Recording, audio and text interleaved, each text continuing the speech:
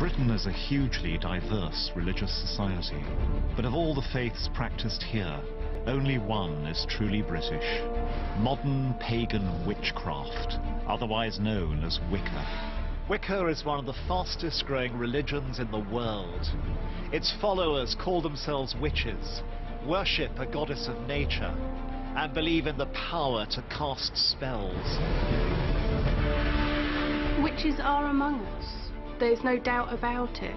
A long-held presumption about us that we worship the devil. Oh no, we don't. But the most extraordinary thing about Wicca is the story of how it was born. Because while it looks like an ancient folk religion, Wicca was actually developed in the 1940s by a middle-aged nudist from the New Forest called Gerald Gardner. In one sense, he was highly devious. He wasn't a typical founder of a religion. King of the witches. His hair goes this way, his beard goes that way. He was witchcraft. I'm Professor Ronald Hutton. As a historian of British paganism, I've been studying Wicca for over 20 years. In this film, I'm going in search of the truth about this secretive, magical faith. I want to find out how this extraordinary Englishman reinvented witchcraft, became Britain's first celebrity witch, and in the process created a new world religion. Is it not a fact that these meetings are really very largely sexual orgies? They're not. Not in the least.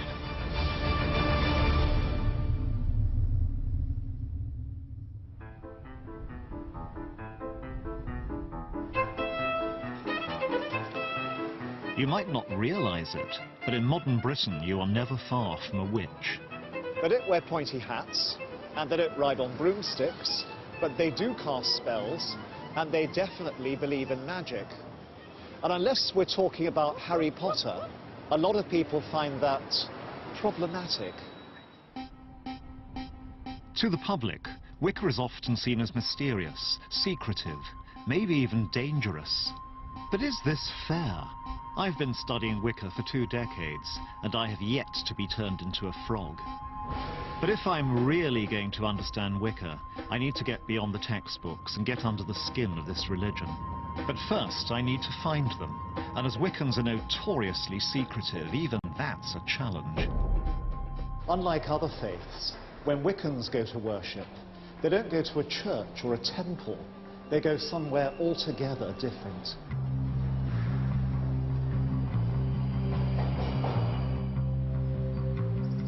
Modern witches are often urban creatures, but as a reverence for nature lies at the heart of their faith, they conduct their rituals in parks and woods right in the heart of the city. This is a gorgeous looking place. Why have you chosen it, and what are we going to do here? Well, we're in Queenswood, which has been used by pagans for ceremonies for decades and decades. And what we're here to do is to have a Wiccan-based ceremony to remember what's sacred about us and about our connection with the land and the place that we live. And it's customary in Wicca that there aren't observers, there are only participants. So I'd like to invite you to join us if you'd be willing to. I'd be honoured. I'm a bit nervous. When doing a Wiccan ritual, one feels in connection with something very, very old and connected to the earth. And those things that we find deeply moving and beautiful, the moon, the sunsets, those parts of nature that we don't understand, that give us a sense of mystery and awe. May this place. We make a Wiccan ceremony by casting a circle. What it's like to cast a circle is to make a space that is completely within nature in order that we can leave aside those things that we have to deal with every day. But this is a place of rest. So mote it be. So mote it be. There's a part of the ceremony in which we consecrate one another. And in that moment, we're doing the balancing act, which is remembering the divinity that dwells within. We're remembering, you know, you're a human being in front of me, but you too are divine. Blessed be. When doing a Wiccan ritual, one feels in connection with something very, very old and very beautiful and very connected to the earth. And all the tension of all the duties and all the things that we have to carry, I just feel it just draining away. Now, I thought that was a lovely ritual. There's clearly more going on here than just a bunch of people having a good time in a wood. There's something quite deep. But does it bring me any closer to understanding what Wicca actually is? Rituals like this, with their reverence for nature, feel like the continuation of a very ancient tradition. But in fact, nothing could be further from the truth, because Wicca doesn't have its origins in the mists of time, but in 1930s Dorset.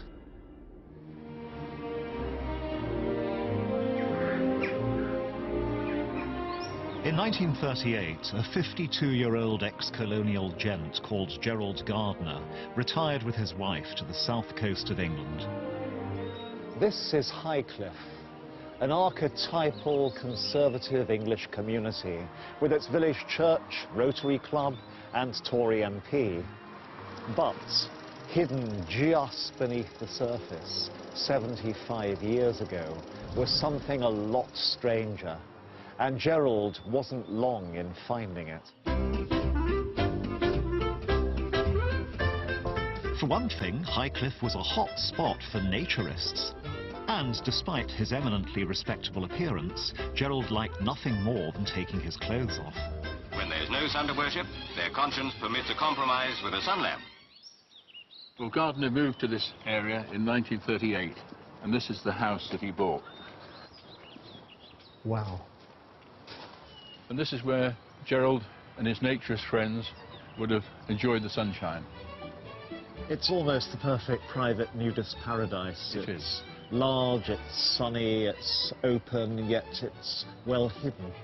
But not to worry, everyone's equipped with this sort of clothes from birth. Gerald had found the perfect retirement spot, and he wasn't alone. Bankers, accountants, teachers, and a host of tea and scones types seemed to be keen on retiring disgracefully. We've got extraordinary evidence of this from a rather jokey piece which appeared in the Christchurch Times in 1939. The instant success with the neighbours of the Elphinstone Road nudist colony has been marked. One old gentleman who has rented a second floor back says his outlook on life generally has entirely changed in the last few weeks. He has now no use for his car or fishing tackle and wishes to exchange them for anything useful such as telescopes, binoculars or camera. And also Gardner had a darkroom built, and I think he was going to develop and print his own photographs, but it may be that they were of a naturist nature, that it's not the sort of thing you want to take along to your local chemist, because even more rumours would have spread then. He would stand out when he arrived because he would look so different. He had this shock of white hair, and also what I remember was that he had tattoos on his arm. And I know of boys that they would cross the road because he was a bit odd looking. So, even with his clothes on, Gerald seemed different. It was rumoured that his racy photo sessions went along with affairs and a taste for flagellation. But Gerald wasn't satisfied. He was seeking something stranger, and in 1939 he found it. Gerald was about to become a witch.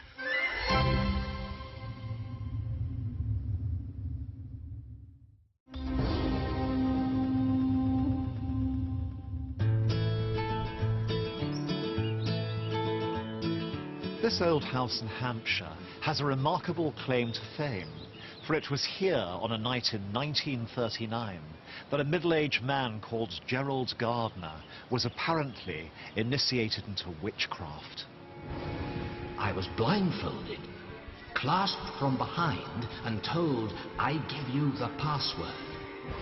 Gerald claims that he was stripped naked, brought into a room full of witches, all similarly nude, and then given the secrets of an ancient magical religion. I was then pushed through a doorway and into the circle. And then the word Wicca was mentioned. Wicca, witch. They're witches. Witches still exist. From that night until his death, nearly 30 years later, Gerald Gardner devoted his life to witchcraft. He appeared in the papers and on TV.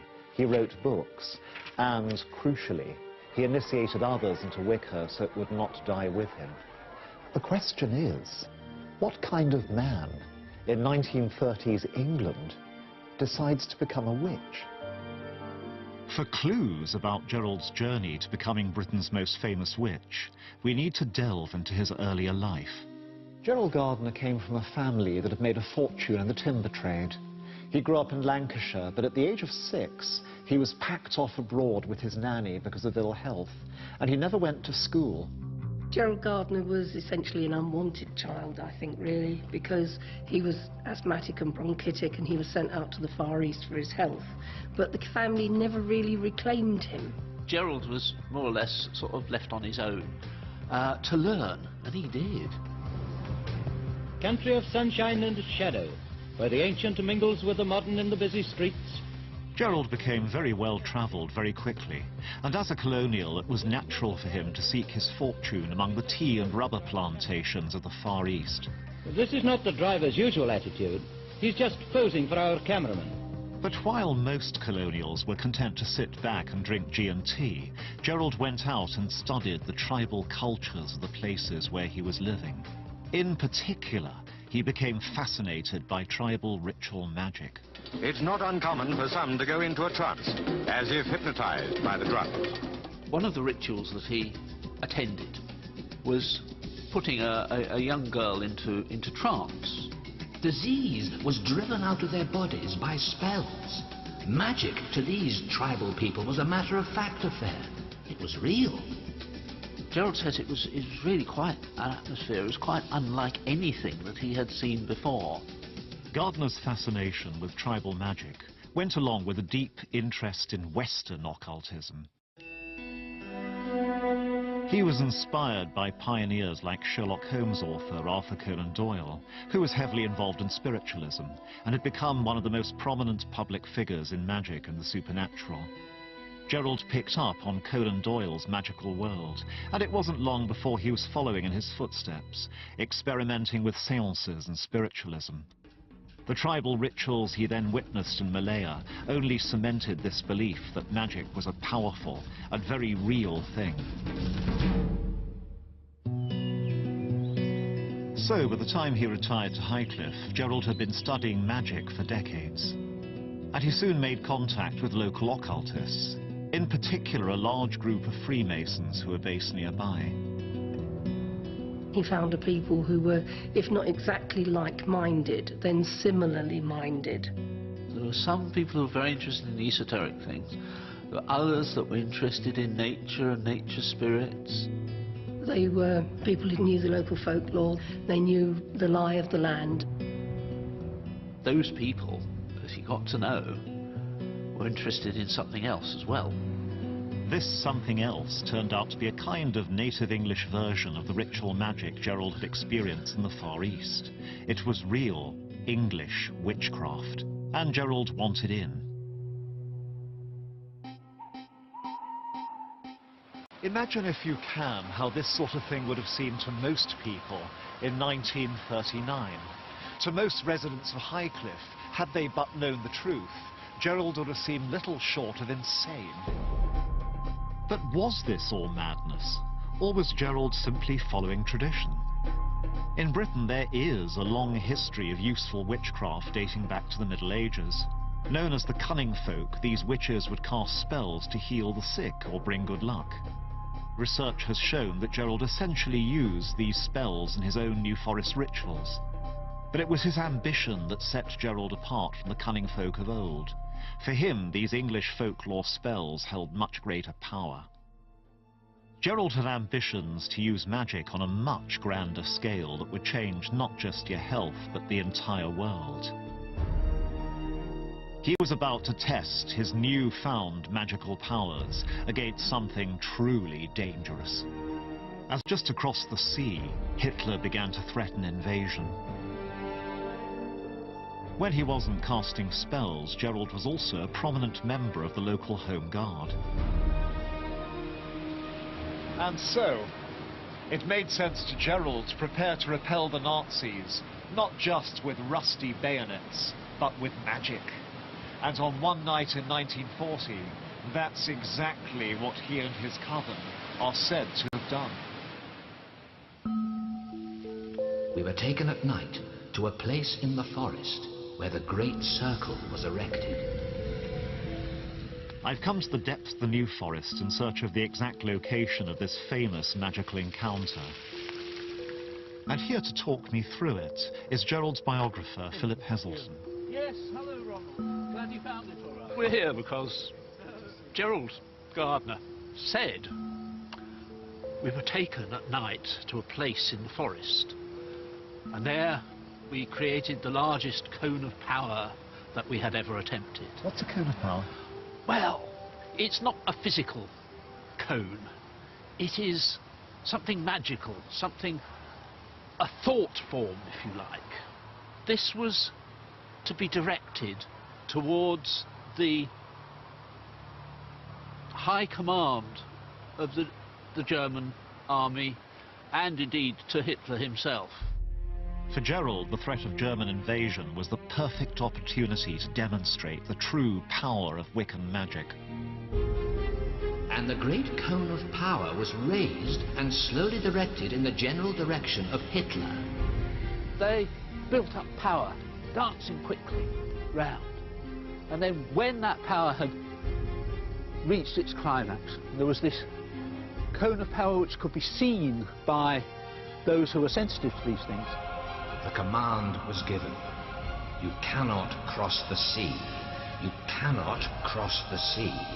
They rushed towards the fire, at the same time raising this cone of power and sending it over to the German High Command and indeed to Hitler himself. I have to confess, although the night isn't particularly cold, I'm shivering a bit here. I got wet feet. It's pretty uncomfortable. Would it have been similarly physically exhausting for them? Well, yes, because they weren't in the first flush of youth, most of them. It was something which exerted them. It exerted them greatly. And Gardner says several of them died shortly after that ritual. You cannot cross the sea. You cannot come. You cannot come. This was, if you like, the life force of the individuals coming out. This was important to them. And they were prepared to sacrifice themselves, if necessary, in order to achieve this objective. This wasn't just doing it for fun.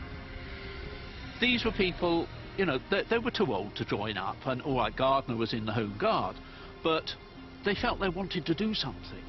And so they used the skills that they believed that they had, which were the magical ones. And so, I say, it would be surprising if they hadn't done it. And we know of various other groups throughout the country that were doing similar sort of things.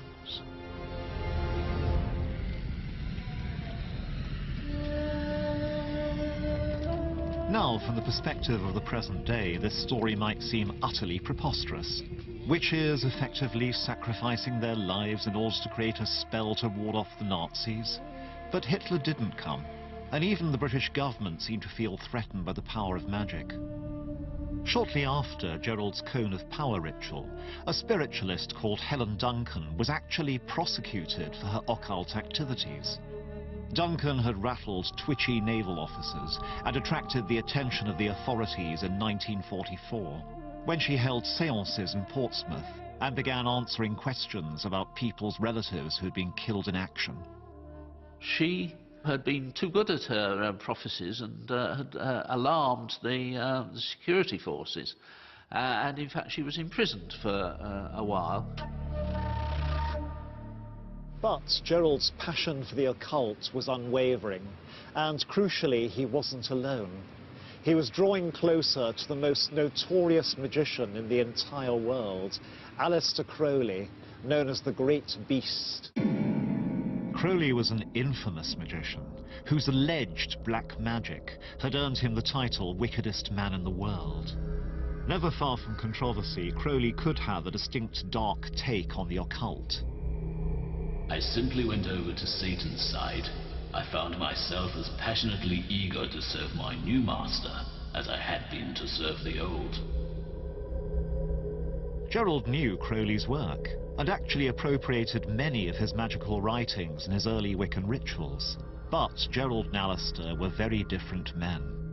Where Crowley's brand of magic could be dark, Gardner was interested in the positive side of the occult.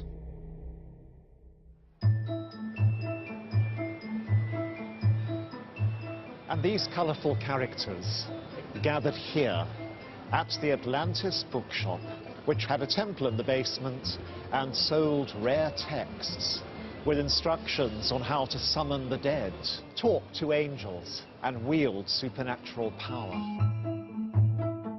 It became a safe haven for like-minded people to come, meet, and discuss things without prejudice. And it gave them the protective colouring that at the time they needed. What sort of things happened at this shop, and why do they matter to history? They matter because there were so few places that people who've been interested in this sort of thing could meet their fellows, where you could talk as equals, whether you were a witch or you were a high ceremonial magician or an astrologer or a numerologist, you have always been treated as equals here. And people would have enjoyed each other's company because they could talk honestly. What do you think of Gerald Gardner? My father used to come home and say, he was in again today, kids, king of the witches. His hair goes this way, his beard goes that way. And he had style, he had presence, and he had a great cracking wit as well. That charismatic person is exactly what you need to create a movement. And this gave him a platform, not exactly as a recruiting platform, but it was a place where people could come, meet each other, be gently vetted to see if they were suitable. Crowley was nearing the end of his life, and he wanted Gardner as heir to his secret occult society. But Gerald was not content with a secretive underground subculture. He wanted to take Wicca to the masses. So that's exactly what he was about to do, with a bang. I ask you, is it not a fact that these meetings are really very largely sexual orgies? They're not. Not in the least.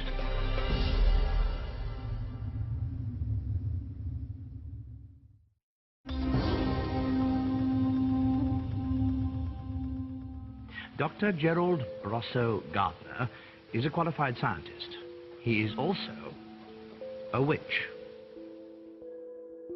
This is Gerald Gardner, appearing on the BBC's Panorama programme in 1958.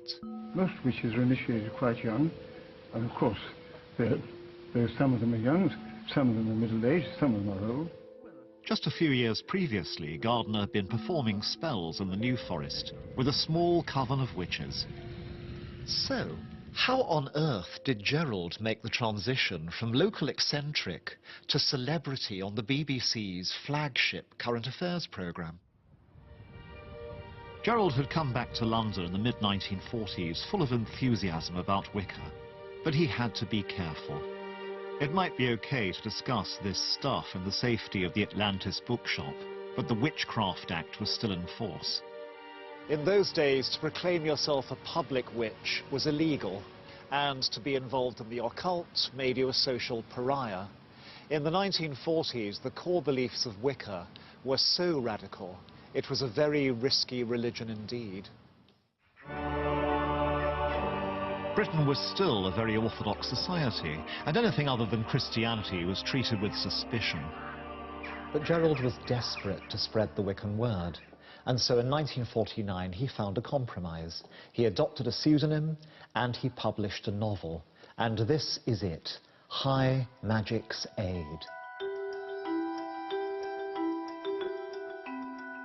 Although it had to be disguised as a work of fiction, it is actually the first published account of Wiccan magic.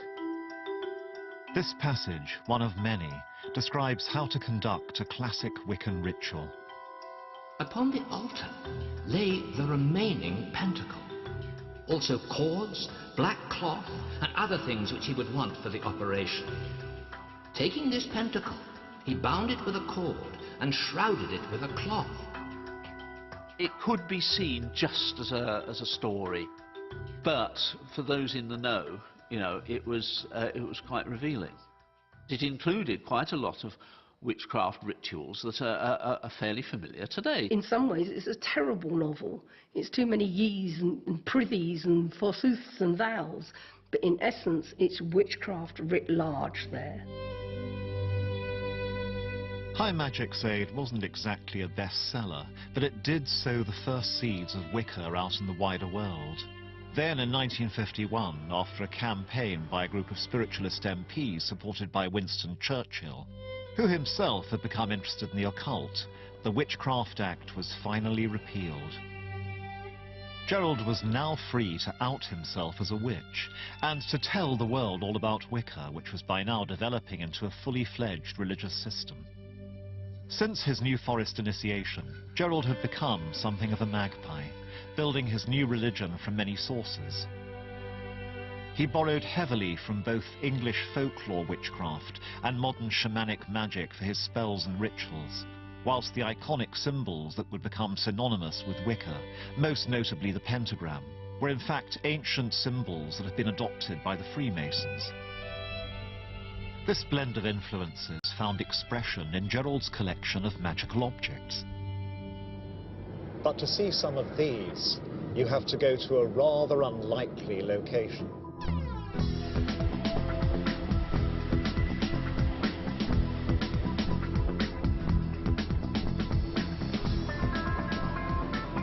I've come here in pursuit of one of the most significant collections of Wiccan artifacts in the world. And among them is one of the most important Wiccan manuscripts of all. The owner is John Bellum Payne, a property developer now living in Spain. Please come in. Thank you. He is also one of Wicca's senior priests, and in the great tradition of the faith, has had many of Gerald's most prized magical possessions handed down to him. Wow. Can you talk me through some of Gerald's objects and explain what they were for? Okay, this was Gerald Gardner's wand, or at least one of them.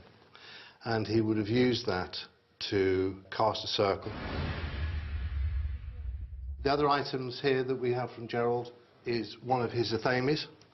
What is an athame? It's a ritual knife. We only use an athame for magical purposes. Oh my. Obviously, it's phallic, so it would be used for some sort of recreational purpose, I think.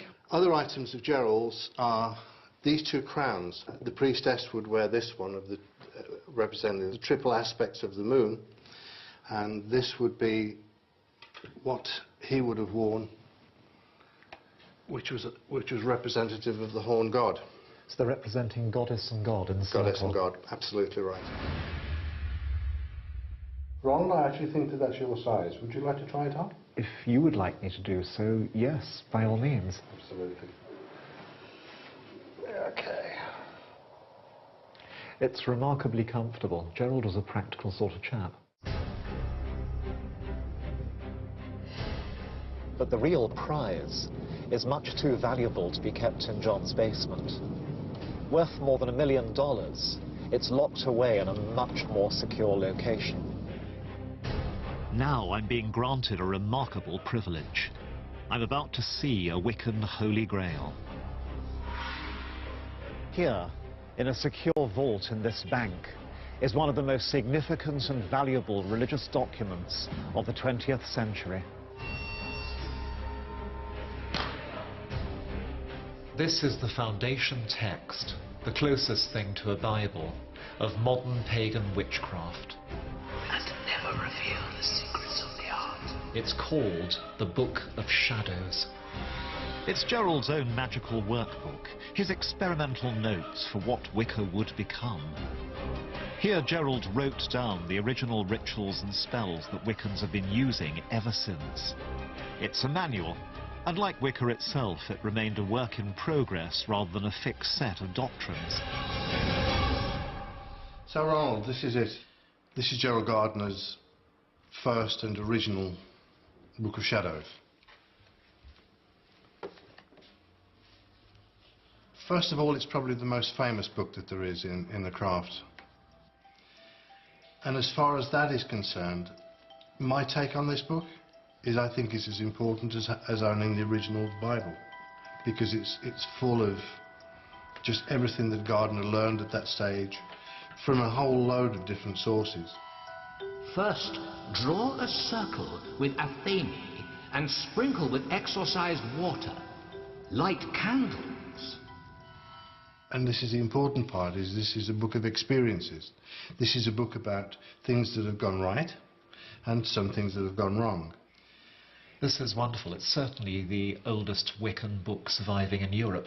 It's a strange mixture, which I think is classic of Gerald. It's a mixture of a book of actual ritual to be used in the temple and read from. It's also a kind of notebook with odds and ends taken from all sorts of sources. I call upon the goddess to enlighten the hearts of all whom I call into this circle. His willingness to adapt, to go on from one thing to another. This is somebody who's creating a work in progress, which other people can pick up and with which they can do things. And move on from. Yeah. Yeah, that's the exciting thing about the craft, is it never stays still. In the Book of Shadows, Gerald had written not just a guidebook to the spells and rituals of Wicca, he'd produced a manifesto for a new religion. Wicca had truly been born, and now he was desperate to take it to the masses. Gerald was now a man in a hurry, desperate to ensure that Wicca didn't die with him. He'd devote the next 10 years to spreading word of it throughout the land, whatever the consequences. In 1954, Gerald published his essential guide to Wicca, Witchcraft Today. He also opened Britain's first museum of witchcraft on the Isle of Man, and he started to be featured in newspapers looking for a sensational story. Today, the People prints a report that discloses the existence of a repulsive sword-necked priestess go wild. It was after a series of muckraking tabloid features accusing Gerald of practicing black magic and devil worship that he really got his big break. Gerald was invited to defend himself on Panorama. This would become a definitive TV moment watched by millions that gave the British public their first sight of a real live witch. Is it true that the dancing takes place as a rule naked? Yes. Now why is that? It's the tradition, it's the order of the goddess, who you shall always be naked, that's my right. And of course, to work magic, you must be naked. Gerald couldn't have hoped for a bigger audience, and even in the face of some provocative questioning, he kept his dignity. Just. I want to put this to you very frankly. I've been reading your book, and I'm tempted to ask you, is it not a fact that these meetings are really very largely sexual orgies? They're not. Not in the least. Gerald might have faced derision from the BBC, but 12 million people had just heard about Wicca for the first time. And what then happens when the circle is drawn? Well, then, of course, they generally are starting with the dance. Then there's the worship of the gods. Then, of course, it depends what they want to do. If they want to work magic, they work magic. I think Gerald felt he was on nothing less than a sacred mission, and now he had found his audience. What he was about was getting this thing planted in as many places as he could possibly bloody well plant it, because he reckoned it was great stuff, and he wanted it to survive.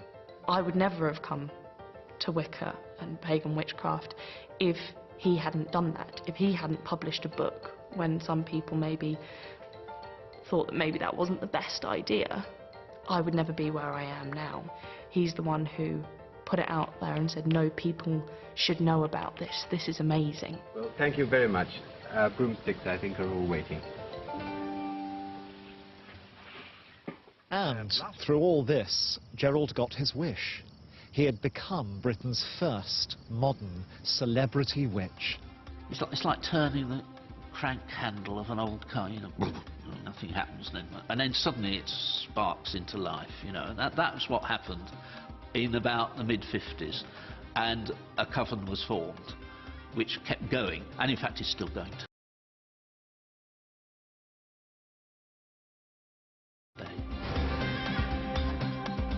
As Gardner's fame grew, so too did his following.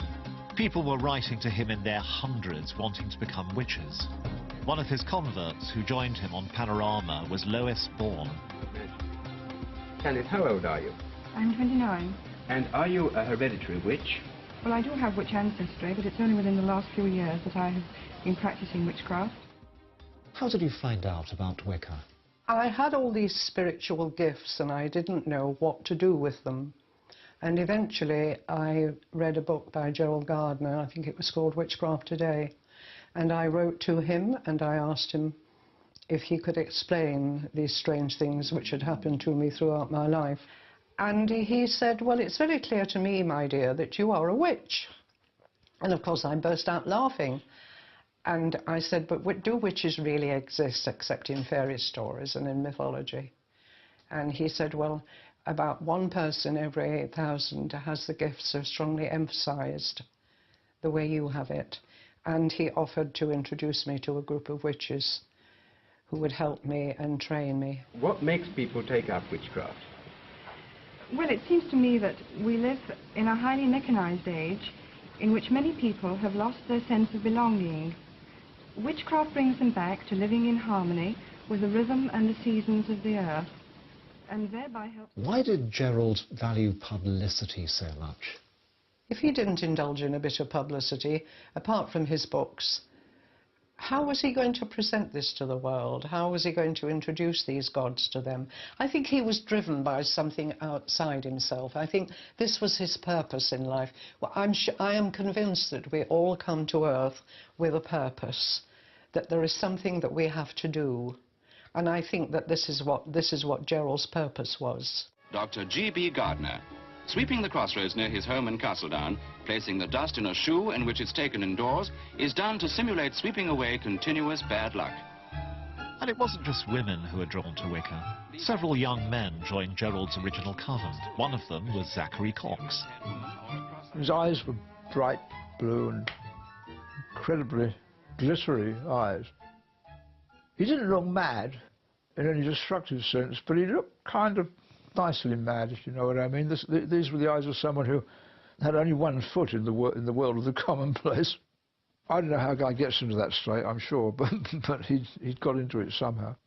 He was witchcraft, if you like. The time had come to let this thing go loose and play its part in what was going to happen next. But the really weird thing is it worked.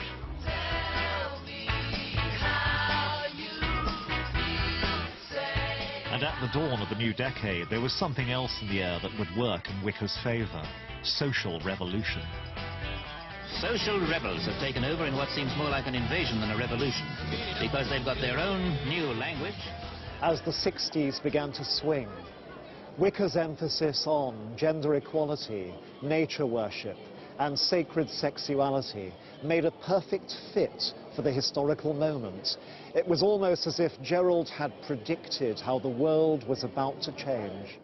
He was a conduit for something that it was the right time for that to happen. By the time that Gerald died in 1964, Wicca was on its way to becoming a global faith.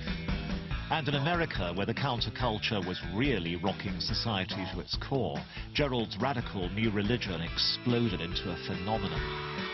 Throughout the 70s and 80s, Wicca continued its march into the mainstream, helped in no small part by hugely successful cult movies like The Wicker Man, which provided a tantalizing, if inaccurate, glimpse of the pagan faith to cinema goers throughout the world. Oh God! Oh Jesus Christ! But as Wicca expanded across the globe, without its eccentric leader, would this very British religion flourish or perish?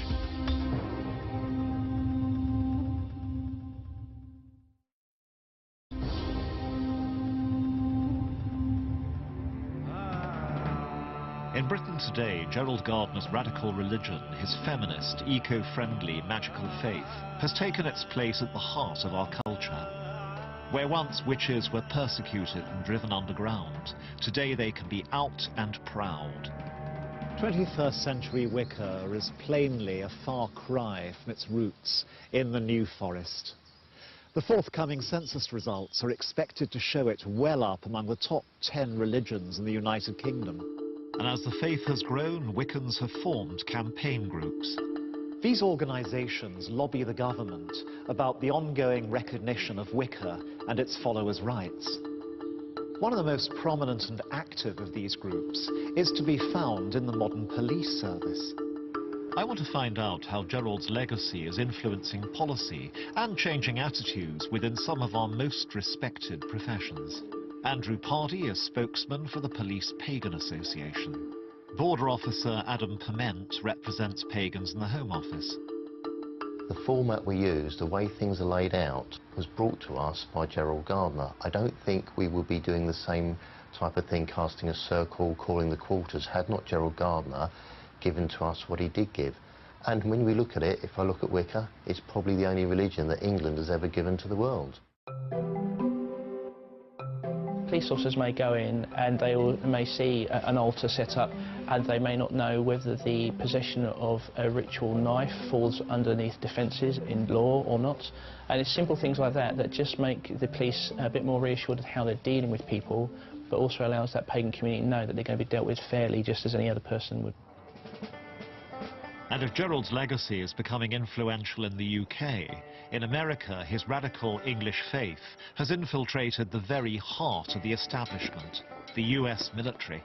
Roberta Stewart and Reverend Selena Fox are on a mission. Stewart's husband, Sergeant Patrick Stewart, was killed in combat last September in Afghanistan. The Nevada native was a Bronze Star and Purple Heart recipient. He was also a member of the Wiccan religion, whose symbol is the pentacle. Stewart was refused a Wiccan memorial because the authorities viewed his faith as a cult and not as a true religion. I said, "Where's my husband's plaque?" And they indicated that the emblem of our chosen faith was not allowed to be on there. Since this test case in 2007, the Wiccan pentagram has been a religious symbol officially recognized by the US military and can be carved on the gravestones of service men and women who are killed in the line of duty. Back in the UK, Wicca's evolution shows no sign of slowing down. Indeed, it's almost certainly the fastest growing religion in the country. And what's interesting to me is that it's the younger generation that is leading the march.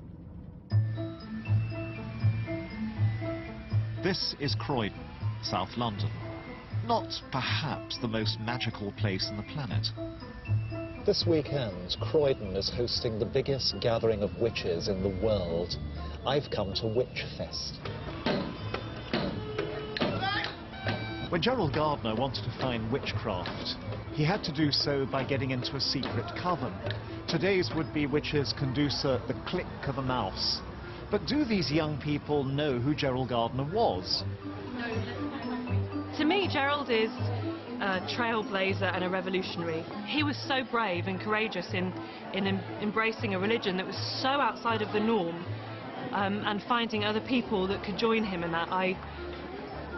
That's for me what I respect about Wicca, the opportunity to be revolutionary and passionate about spirituality with an absence of orthodoxy.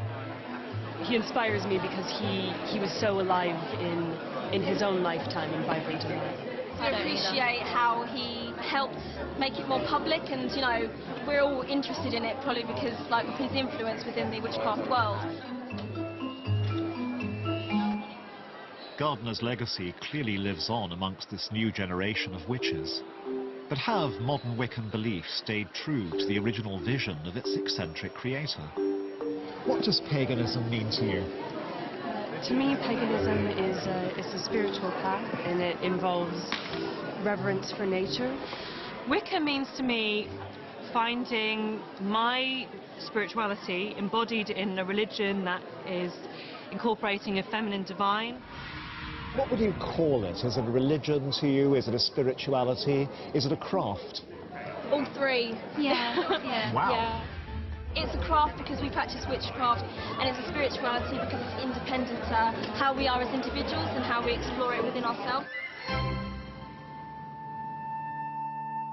Whether it's nature, feminism or spirituality that inspires Gardner's young followers, Wicca is about the power of magic. Magic changed Gerald's life. It gave him a vision of a new type of religion, and it drove him to push back the boundaries of the possible. Magic does work. The fact the sun rises every morning and we're here to see it is magic. The fact that the moon glows big and bright and lights the way in the darkness is magic. And we have that, and we celebrate that. and we hold it very, very dear to our hearts. It's very difficult to define, but it's so powerful. A witch on their own can't do that much, but when they get together, they're so powerful.